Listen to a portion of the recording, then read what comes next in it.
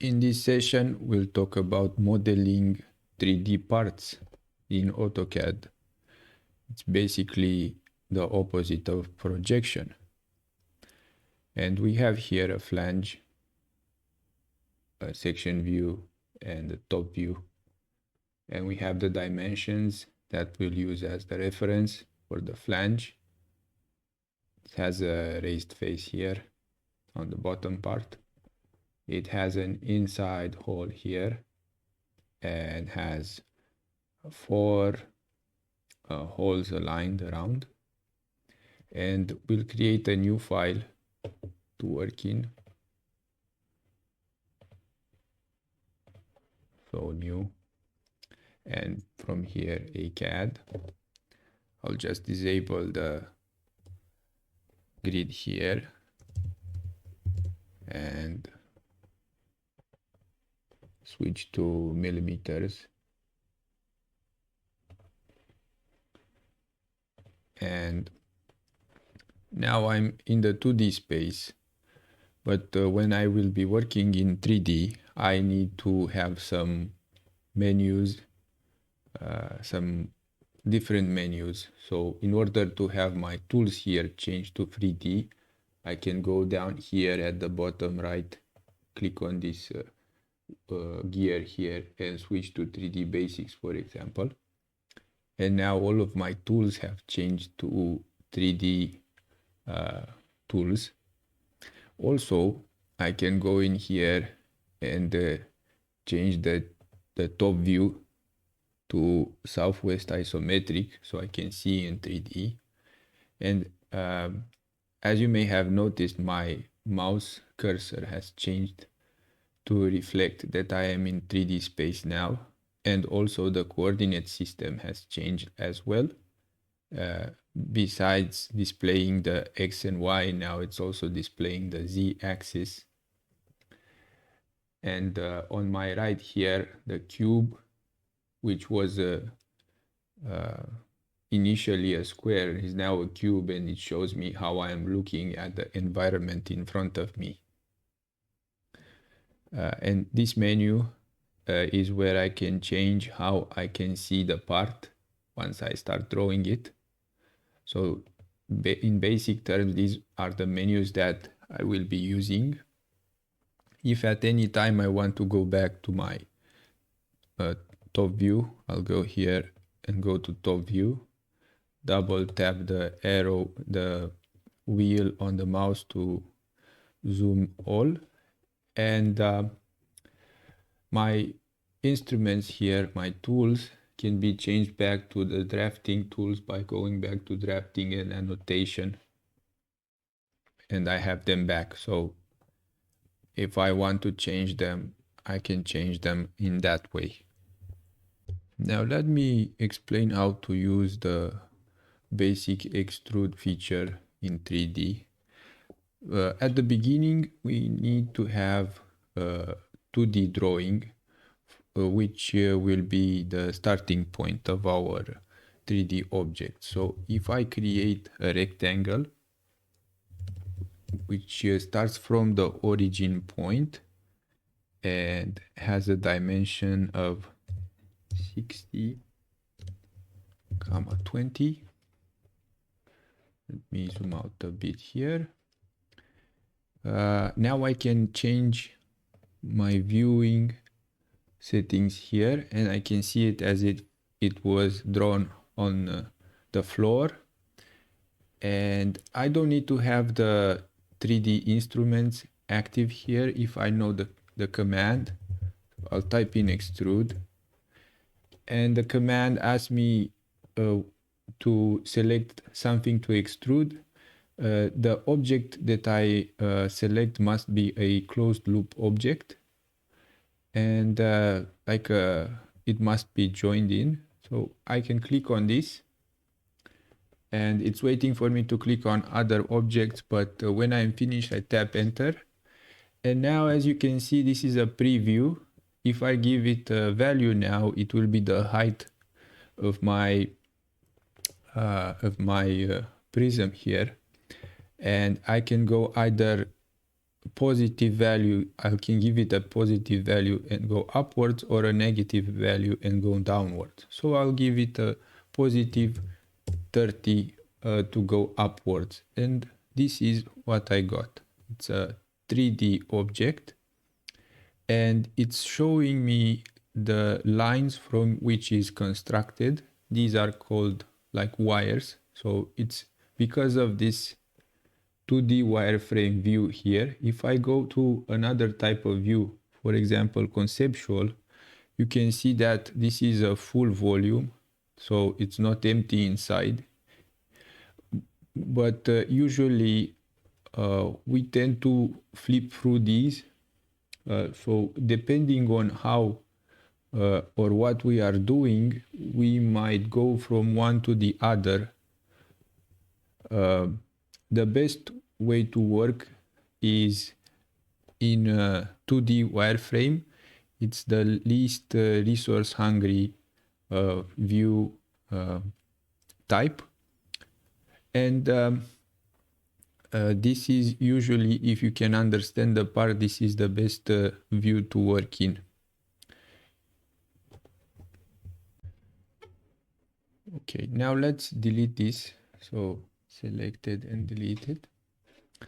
And let's return to our top view here. Double tap the mouse wheel. And let's go to our reference image here, our reference drawing. So we need to draw this, and we'll use the extrude feature to create the volume here. So we'll start from the top view and we'll draw these circles at the beginning. And after that, we will use the extrude feature to give them volume. So we have here a few circles.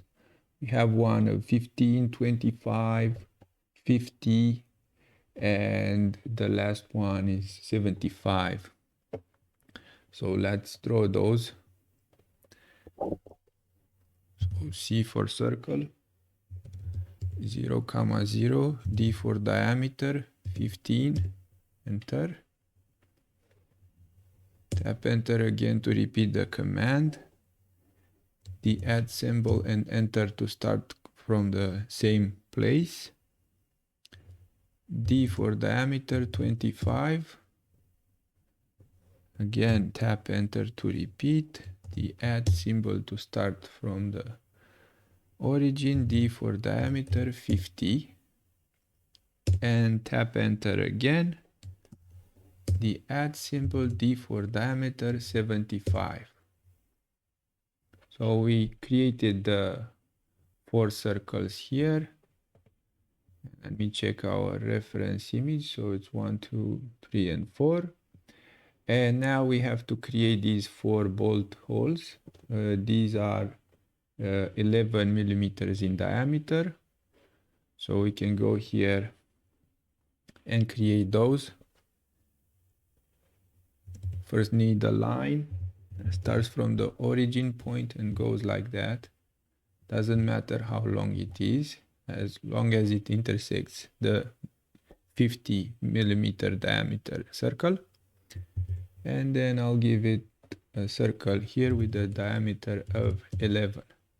Now I'll use the array feature to make the other 3 circles. So array, this circle, choose the polar feature here and click here.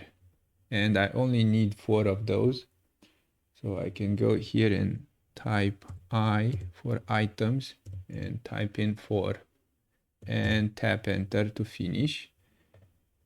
These are all in the same object now, so I have to explode them. So I exploded them, and now there are 4 individual circles. This was the construction circle, so I no longer need this one. Can delete it. And what I have here is the starting point for my flange. I can also delete this horizontal line as well. And let's check the reference image here. So we have all of our flange circles drawn already. What we need now is another circle of a diameter of 33. So we need another one at 33 in diameter, because this base circle here is not visible from the top down, and since this is a section view, we have it here. So we'll draw that here as well. So C for circle 0, 0, and the diameter of 33. It's the largest one. Now, if I change my view to southwest isometric, you can see that all of the circles are on the same plane, or on the surface of the plane. But if I look into my reference drawing, I see that only the 33 diameter circle is on the bottom, and the others start from a 2 millimeter distance. So we have the 33, and we also have the inside hole here, which is 15. So only those two circles need to be on the bottom plane. The others need to be lifted up 2 millimeters. So to lift those up, I need to first select them. So first I'll select all of them, and then I'll deselect the 33 millimeter one and the 15 millimeter one. Then I'll type in the move command, and I'll have to give a base point. I'll touch the circle to get the center here. And how much do I want to move them? 2 millimeters. So I'll give the @ symbol, 0, comma 0 for X and Y, and comma 2 for Z, and tap enter. And these should have moved 2 millimeters, but it is not quite clear if they have moved or not. But if I go in here to another type of view, say like that,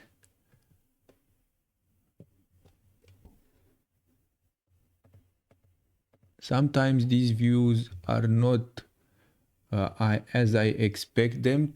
So I can hold the Shift key on my keyboard and the mouse wheel, and I can pan to see if the circles have moved, and as you can see, they have.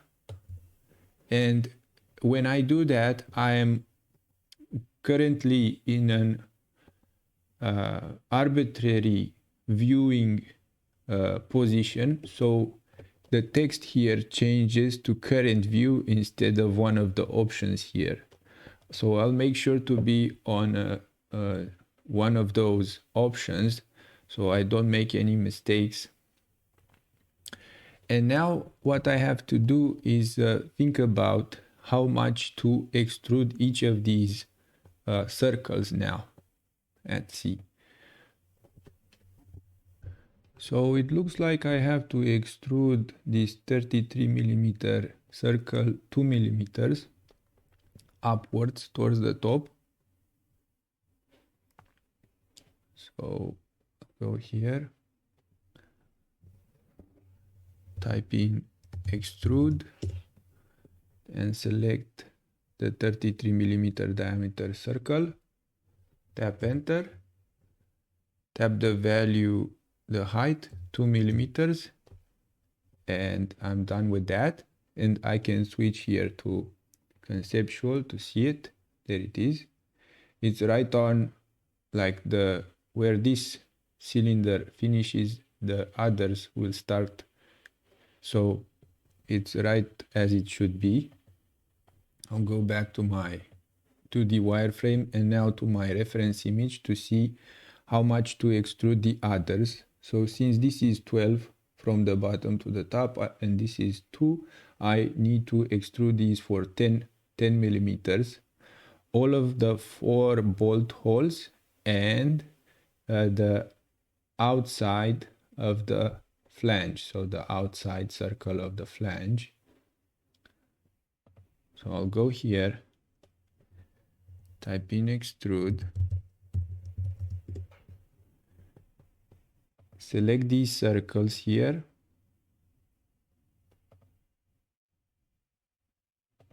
also I have to select this larger circle,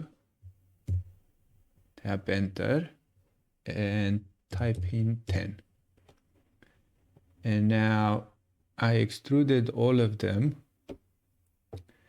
and if I take a look, I can see that my bolt holes are not really bolt holes, but it appears that we have some intersecting volumes.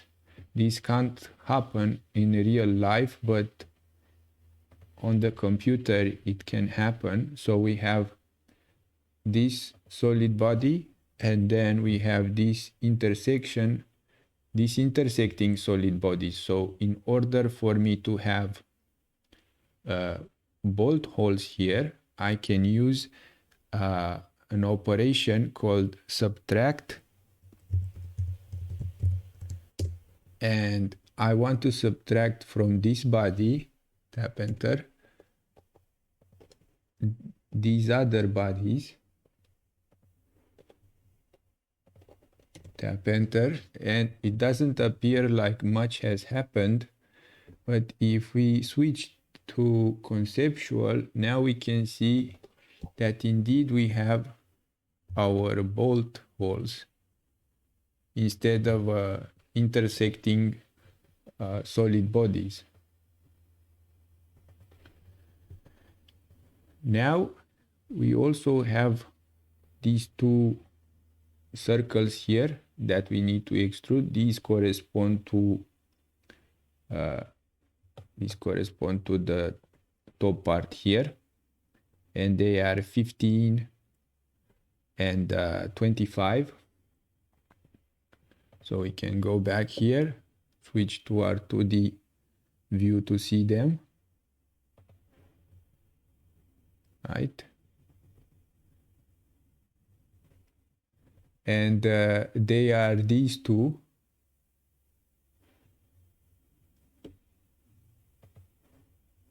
And they need to be extruded separately, because the first one, the inside one, has to be extruded 20 millimeters, while the next one should only be extruded 18. So we'll see how that goes. Let's see if they are on the same plane. So if they are on the same plane, we can extrude them together, but they are not. So we'll extrude them separately. So go back to southwest here. So extrude a smaller one, 20. Tap enter to repeat the command, and extrude the other one for 18. And if we go to conceptual view again, we can see that they overlap, and they overlap or intersect with the flange as well. So in order to do a proper extrusion, we need to unite this body with this body and not with this one. So we'll use the union command. So union, so unite this body with this body, tap enter. And we have to, now we have, this is only one body, but if we delete that, we can see we have 2 other bodies here. So we need to also union this one with the other one on the bottom. We'll go here and switch to 2D. Type in union. Select this body and that one. And you can see from the way it results that some edges will disappear when I type enter. And this means that the union took place, or I can click on this and delete it to make sure that it has been, that the operation has been done. Now I can go to 2D wireframe and subtract from this outer body, tap enter, this inner one, tap enter again. And if we go to conceptual view, we can see we have a through hole there, and we have the 33 diameter there. And in general, this is how our flange looks like,